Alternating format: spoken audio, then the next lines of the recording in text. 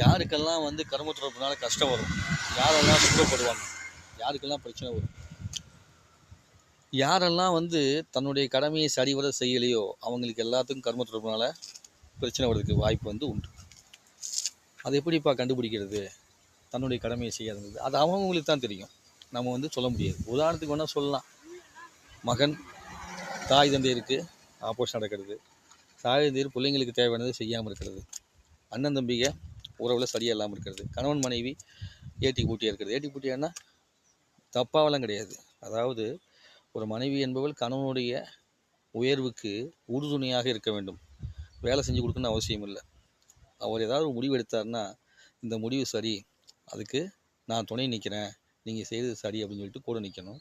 தப்பாக இருந்ததுன்னா நீங்கள் செய்கிறது தப்பு, இந்த மாதிரி பண்ணுறது நம்ம குடும்பத்துக்கு வளர்ச்சிக்கு உதவி பண்ணாது அப்படின்னு சொல்லி சொல்லணும்.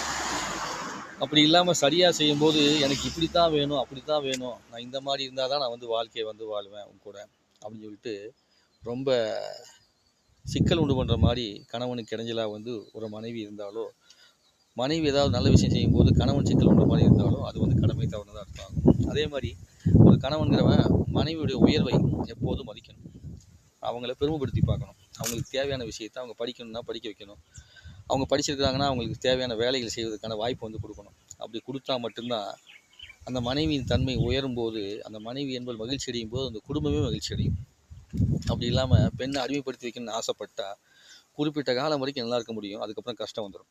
அதே மாதிரி அப்பா அம்மா சம்பாதிக்கிற சொத்தில் எல்லாருக்கும் சம பங்கு இருக்குது அப்படிங்கிற மாதிரி இருந்துச்சுன்னா எல்லாருக்குமே கொடுக்கறதுக்கான ஆசையை வந்து பண்ணணும். அப்படி யாராவது பிடிங்கன்னு ஆசைப்பட்டாங்கன்னா அது நிலைக்காது, காணாமல் போயிடும். அப்படி பேராசைப்படக்கூடிய யாராக இருந்தாலும் அவருக்கு அந்த சொத்து நிலைக்காமல் ஒரு நாள் மொத்தமாக ஒன்றும் இல்லாமல் போகக்கூடிய சூழ்நிலை தான் வந்து ஏற்படுமே ஒழிய அது தங்கவே தங்காது. இது என்னுடைய வாழ்க்கையில் என்னுடைய அம்மாவோட குடும்பத்தில் நான் அனுபவித்து பார்த்து வாழ்ந்த வாழ்க்கை. ஏன்னா மாமாக்கள்லாம் வந்து பார்த்திங்கன்னா அவ்வளோ தூரத்துக்கு சிறப்பாக வந்து வேலை செஞ்சு சம்பாதிச்சு நல்லா வந்தாங்க. ஆனால் எல்லாத்தையுமே எல்லாருக்கும் சரிசமமாக பங்கு போட்டு கொடுக்கறதுக்கான வாய்ப்பு அவங்களுக்கு கிடைக்கவே இல்லை. ஏன்னா அந்த காலத்தில் அவங்களுக்கு தெரியல, நல்லவங்க தான் ஆனால் தெரியல. தெரியாமையே போய் கடைசியில் என்ன ஆயிடுச்சு, தெரியாமல் செஞ்ச விஷயத்துக்கு யாருக்குமே சொத்து இல்லாமல் போச்சு, அவ்வளோ சம்பாதிச்சு. ஆனால் இப்போ தெரிஞ்சு சொன்னால் கூட என்ன பண்ணுறதில்ல, யாரும் கேட்குறதில்ல.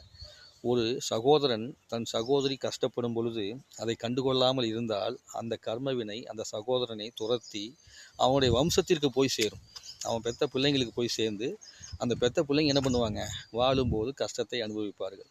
இது நீங்கள் எங்கே வேணாலும் ஆராய்ச்சி பண்ணி பார்த்துக்கலாம்.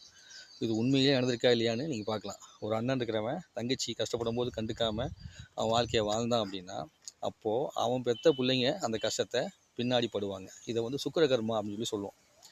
இந்த சுக்கிர கர்மா